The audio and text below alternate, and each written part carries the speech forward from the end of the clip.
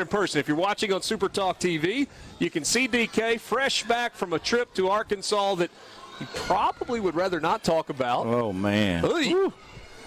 We just don't play well in Fayetteville. I don't get it. It's been tough. Let's get that out of the way. So, okay. What a weird game, right? You roll up over 700 yards of total offense, over, 475 yards on the ground. 2 200-yard rushers. 2 200-yard rushers in the game. And you lose the game. It was and really wasn't close. I mean, I know it's a 15-point game, but you're down 42-6 after 3 plays in the third quarter. In the fourth quarter, you just made it look better. Yeah. You had 3 touchdowns in the fourth quarter. It was crazy. Defensively, I thought we really played poorly. And Arkansas just did well, and KJ was great. The personal open date for KJ, I think, paid off for him. He was on target, looked healthier than he's looked in several games. I try to watch everybody's games throughout the year, fast forward through them, and you could tell the last time up for him, he was kind of struggling, missing guys, and I think that the game off helped him a lot for sure. He was great. Yeah, played against Liberty, but looked bad doing so. Right. Like he was laboring and couldn't push the ball down the field. Touch was incredible.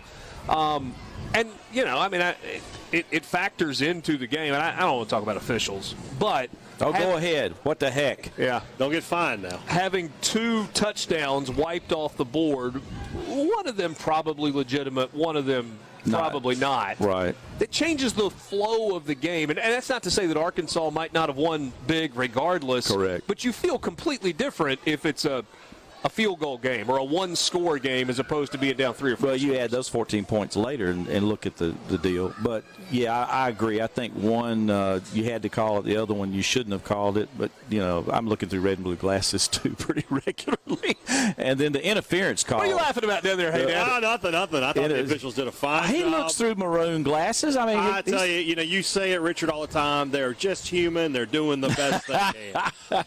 And the interference call, that one. That was iffy. They pushed him twice, and then his teammates go and congratulate him for interfering and getting the 15-yard penalty, and they still pick it up. They throw So I don't understand that piece, right? So you throw a flag for what you see happen, and then you have a conversation with one of your buddies in a striped shirt. You're like, you know what? I didn't actually see that. It was just a figment of my imagination. That is my all-time gripe against officials. If you threw a flag, you obviously saw something. Right. Stick with that. I'd rather have that happen than the whole, there is no foul. There was obviously something. You threw a flag. Yeah. Well, and then the week before, we had a terrible missed face mask that was just as obvious. I'll get it. I didn't really want to go to this point, but I'm kind of to the point that if the replay guys see something in the booth that's outside the box of what they to buzz down and say, hey, dude, you missed a face mask.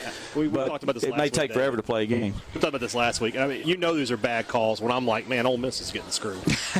I had someone, I'm not going to identify them, because I tweeted something out during the game about the officiating. Yes, you did. And someone that is closely tied to Mississippi State sent me a message that said, I agree with you, you're getting hosed, but I'm clearly not replying to your tweet because I would get killed by our fans. Well, there was that's fair. We love the rivalry, but a few weeks ago I was listening to the state broadcast, and they were going off about, a roughing the quarterback call. I think the game. The Georgia game. Georgia game. Yeah. And so I didn't see it, and I thought, man, they may be overreacting. Of course, people think we do too. So I went back and I watched the game, and I saw that call, and I said, you got to be kidding me. Yeah. But I didn't tweet about it either. Not in support there. All right, David, so let me ask you this. Ole Miss played well defensively against Alabama the week before. Right. And then did not play well this week. Tackling, position, 3-man defensive line, whatever the reason. What do you think the difference was, and is it correctable? Can Ole Miss come out on Thursday night against Mississippi State and play defensively like they did against Alabama and like they have at other times this season, or is it more like what you saw on Saturday night in Fayetteville? I think primarily a bunch of missed tackles against Arkansas. Now, you can give KJ credit. He's hard to bring down. They got a great running back that's hard to bring down. So I don't want to just write off the opponent because Arkansas is just a handful of plays of being even better than they've been this year. But I do believe that it can be corrected because we just missed a ton of tackles. We had guys stop behind the line, and they break free. And so, get back to being physical, and that would be good. I still believe believe in our linebackers. Our defensive backfield is really strong. We needed to get more pressure on KJ and didn't. So whatever, if that's a schematic thing or doing something differently, whatever the case may be. The problem with Mississippi State is Will's playing awesome, and you just don't have much time to get to him. I mean, the ball's out of there in a hurry. I thought Lane's staff did a good job with handling that offense a year ago, but we'll see if you can deal with him. Will Rogers has steadily gotten better and better. He's very comfortable in that offense, and the pressure piece is going to be very difficult. Yeah. I've really been excited about working with you guys on Thursday night. I hadn't been with you all week, but I think I'm just going to tell John Darnell he can handle it when I see him. Have you seen the forecast? Yeah. John would say, hey. I'm sorry, Richard, I'm busy. Are you sure Richard doesn't want to do the Arkansas game? It's like 22 down here. I talked to him last week, and he was like, hey, are you calling to let me know that you're going to be able to go to Fayetteville? Nah. No, really looking forward to it. And weather. I mean, we've had all kinds of weather in this game, right? You go back to 92. I know you loved the 92 game, hey, Dan. That's the last one I missed. Is it really? Yeah. I don't remember the 92 game. We must have lost that one. No, that was the stand. 12 play. That was the stand in 92. Oh, the stand was 92. Okay. Yeah. Okay. So spitting snow that day and freezing. Oh, yeah. We've had a few along the way where it's, sunny and spectacular. And we've had a few that have been pretty rainy and pretty cold, and that may be what we're dealing with. What effect does that have? No, I think it has an effect. I mean, coaches like to do coach speak, and players say, it doesn't matter, we play in anything. But, if you've played the game, you know that if it's wet. I mean, I remember way back in high school, we played Senatobia one night, and it's raining like son of a gun. Our coach still trying to throw the ball. None of us could catch it. I mean, because it was soaking wet. Like, hey, we need to run the ball here. And so there's some degree of that. But, it's for both teams. It's a team that handles it the best. We've had some egg bowls that have been just kind of rough weather-wise, and there's a potential this one. I'm hoping to get out during the day and we'll be okay by that night. Hey, Dad, you've been saying for a couple of weeks that you're keeping an eye on that forecast because you don't think rain is great for Mississippi State. I mean, I think Mississippi State's going to stick to what they've been doing these past few weeks and throwing it 45, 50 times and not running the ball very much. And, if that's the case, the rain is going to affect that. There's no getting around that if you're Mississippi State. There's a lot of short routes, though, and so that, it's not like it's a deep ball offense on a regular basis. Right. But it'll be interesting to see if we do get the weather and who would it affect, And the other side of the coin is nobody's really done it to this point, but Mississippi State knows they got to try to slow the run, stop the run, force us into passing, then we've got issues too. Good luck stopping that running attack. It's been incredible. It really has been. When you think about two guys, and Evans has missed a couple of games. You think about two guys that have been so effective in that. Everybody thinks of Lane Kiffin as a pass-happy type coordinator and all about the analytics, and he's still about analytics. But you know what the analytics are telling him right now? Run the ball. Hand it to Q Judd. And so we've been very successful in the running game. David, is it weird for you to watch State and Ole Miss, State throwing the ball this much and Ole Miss running the ball this much? Because in my career, it's really been different. Yeah. It was Mississippi State pounding it, ball control, running the clock, being successful with that in the past too. But it is a little bit different. But we got two coaches that are different too in our state. I mean, you're looking at Leach and Kiffin. That was well said.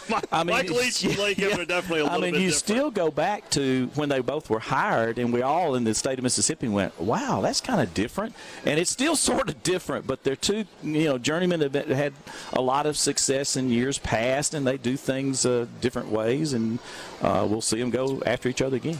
So 1,000-yard rushing season has been hard to do in Ole Miss football history. Just haven't had very many of them. Quinshon Judkins has set the career rushing record for a single season. Did that on Saturday night. We realize that Zach Evans is 101 yards away from 1,000 yards on the season. Yeah, that's crazy. And he missed 2 games. I mean, it is absolutely crazy. And you think about K.O. Dotley has held the record for years, the late K.O. Dotley, who, by the way, is one of the finest gentlemen that you could ever talk to. But since 49, I think. 49. That's crazy. And a lot of people would say, well, he played fewer games. Not yet. I mean, Q Judd is sitting on 11 games, to break that record. But it's amazing. And you think about the success in the portal and then the success on the high school level that Lane had this past year. And you got two guys that can really go. And real quick, if Quinshon Judkins has a normal game for himself Thursday night and then the bowl game, and then comes back to Ole Miss next year and just repeats what he does this year, he'll break Deuce McAllister's career rushing record in 2 seasons. In 2 seasons. 2 years. And that's a great, that's Deuce that's a great McAllister we're point. talking Yeah, this about. is a guy that went to the Saints, phenomenal. And you know who's pulling for him more than anybody else? Deuce Is Deuce. McAllister. Yeah. Deuce is pulling for him to get it done. We'll talk some Egg Bowl memories with David Kellum when we come back. Amazing. They heard we were here, too. Yeah. They heard DK was here. Sports Talk Mississippi. They've been high-fiving Hayday as they go by. They don't realize how bulldoggish he is. It's getting it all over. That's right. I know it. Presented today by Visit Oxford. Do you ice skate? No, I don't think I've ever ice skated. My Really? girls have. Mary probably has, but I haven't ice skated. So- Hey, Dad, you went low at 500. I was going to say, what's it going to cost to get you on It's there? going to be about $10,000. It's going to go to the NIL or something like that. Walker Jones is about to make some calls. Yeah, I know Walker's fixing to get me on that ice. That's for sure. Do you want to contribute to That's that? actually not a terrible idea. If we could raise $10,000 for the Bulldog Initiative, I'll get out there on the ice. Yeah, no doubt. I'll find a way to do a pirouette for $10,000. Exactly. Somebody launch me off of that thing. Let's go. You're going to have an orthopedic group come in as a sponsor of Sports Talk Mississippi as well. If they'll get me ice skates during the break, I'll go. I knew I'll Richard. skate. Richard's not scared of anything. Yeah, absolutely. I love ice skate. Just Not being, great just at being it, but- humble. That's the only thing he's scared of. Oh, yeah, that's never happened. Huh? Zing. Zing on you. All right, DK, we've done this with you before. There's so many of them. Right. Egg Bowl memories. You know, if you're a fan of one of the two schools, you gravitate toward the games you won, and you try to forget the games you lost, and so that's my deal too. But I think through the years, and there's been some incredible down the wire games. The stand, obviously, for us was incredible. I was a student when Artie missed the field goal. That game was wild, and Were you I at that talked game? about the experience Thank there. goodness. Mary and I were sitting in the opposite end zone down in Jackson, and when he kicked it, it looked dead center, and State fans are on one side, Ole Miss on the other, and the State fans start cheering like mad. My heart just drops. Oh, we just got beat. And then I saw the ball kind of hang. It was looking from the end zone is a totally different view of what you get today. Saw it hang. I saw it fall, and it fell in front of the crossbar. And I told Mary, my wife, girlfriend at the time, fiance, I said, it fell in front of the bar. And all of a sudden, the State fans just like they lost their air, and the Ole Miss fans are cheering. And I had no idea what happened. All I knew was it looked really good, and then it wasn't. It was kind of crazy. And then, So you were in the bowled in end zone. I was in the bold And the end, kick end was zone going on into the opposite, open end. on the opposite end of the field. That was my vantage point of that particular kick, which was kind of crazy. But there's just been some phenomenal games in the Was it in the cold that series. day? Going forward on the 2-point conversion when Tommy was here to Peterson was crazy. I don't remember if that was a cold one or not. I don't remember it being. It was windy. It was really windy that obviously. night. Yeah, it blew the kick back. Blew the kick back. Sure. No, I mean, that's what I was thinking about the way that stadium is positioned, and I was so that would have been a wind out of the It was coming into our faces. out of the south, I guess, Yeah. with the way that stadium is. Anyway, not that Another matters. thing is kind of interesting. I had the pleasure, to be honest with you, of knowing Jim Ellis and Jack Crystal on the other side for many, many years. Jack was great to me, and we always would visit before the game. Jack didn't want to get into X's and O's, so I didn't push him down the road as far as, tell me about your team, But I'd always go down and visit him. He would visit me. And so I went down. I said, well, Mr. Jack, tell me about these Bulldogs this year. What you think? He said, well, let me tell you something, David. He said, the punter, I'm saying this because he's gone. He might really get mad. He said, the punter we've got is the worst punter we've ever had. Now, this was several years. I'm not going to name the punter. I'm not going to tell you I the already year. know. You already know. Shh, quiet. So anyway, exactly he said, there are 50 punters in the state of Mississippi in high school can out-punt this guy. And I thought, wow, so this is what he's giving me? He's mad at the punter? And so we go down, and sure enough, the first punt for Mississippi State is shanked. It goes about 16 yards. And we all start laughing on the broadcast. I felt so bad. I thought, if there's any state people listening to us, they think we're making fun of this punter. We just remembered what Jack had just told us. I in the promise other you, booth. Jack said worse about him on the actual broadcast Maybe than so. what he told you. But he was so much fun. It meant so much to our state. Obviously, the stretch of being able to call games, same time he was here with us, was pretty cool as well. And your relationship with him, even at the end of his life, was strong, right? Yeah, no question about it. he was, he kept going. We went to speak in Columbus, Mississippi, and it was an event that we both were kind of confused why we were speaking there, but we always do what our athletic departments tell us, and we both arrived about the same time. You like that? The difference is Jackson will tell you how it is. I'm just going to be quiet and do what the ADs tell me to do. So we get out of these cars about the same time, and Jack walks over and he said, "David," he said, "why are we here?" And I said, "Mr. Jack, I really don't know." So I tried to change the subject, and I said, "Hey, this was his 50th year." I said, "You hit the 50th year, congratulations." I said, "That is awesome. How many more years are you going to go?" He said, "What the heck else have I got to do?" I mean, he was so blunt and so cool. Then when he passed away, by the way, I think we just got an edited version of that. Version. This is the clean version. Former deacon in a church. I can't say the real thing, but anyway, so. When he passed away, Mary and I decided to go to the funeral. And we also lost Stan Sandroni that same week, which was just nuts. It's a sad time. But we go to the funeral, and they got all his plays playing in the funeral home. And I met his daughter, and his daughter did such a wonderful job. Put him in the casket with a cigarette and a microphone in his hand, which was just perfect. Precious. You couldn't do anything better than that. And we were sitting in the back of that church, the funeral home. And I told Mary, I said, "You know what? We need to get our Ole Miss booties up out of here." And she said, "What do you mean?" I said, "We're taking 2 seats that Mississippi State folks would like to have." And it was really tight, people standing. So we just kind of eased out to the back area and all. But, he meant a lot to all of us in the state of Mississippi. He was really good to me. He was one of the top 5 people that called me, first 5 people that called me when I was named the lead announcer at Ole Miss. Jack called me and congratulated me. And I asked him point blank, I said, give me some advice, Mr. Jack. What do you think I need to do? He said, "Well, you give the score a lot. You give the score, and you give it till you're sick of it, and then give it some more." And so that was good. He said, "Now, the other thing is you need to cut out all the bull." Well, I didn't do that part, but I did the score part. But he was probably the best technician as far as, painting a picture down a distance, and he was phenomenal at radio, really good. I'm sure we've asked you, about games that stand out for you. Yeah. What's a play that stands out for you? I think as far as the Egg Bowl goes, one of the biggest surprises was a little swing route that Romero Miller caught from Deuce McAllister. That was kind of crazy, the little swing in the Mississippi State game. And then the 12 plays, it was really 11. We call it 12 because we took a knee to end the game. But the stand was just nuts. Mississippi State had 11 shots inside the 8, and there'd be a penalty, and all this crazy stuff going on. So that series of plays was wow. That's a game you look back, and I don't know if you're on the Mississippi State staff, you're like, how do we lose that game? Oh my gosh, how many times did you get a shot to win a game, that far down? But there's been several others. Eli Manning to Lawrence was pretty good. Eli Lawrence was, pretty good. Eli Lilly was pretty good play as well in the day. But that 2003 game, I will always remember. I mean, terrible weather for that in terms of rain. There's rain, and then there's biblical rain, and that's whatever we had that night. Yeah. That was probably shouldn't be playing rain. Yeah. That particular year. But Jackie's last game.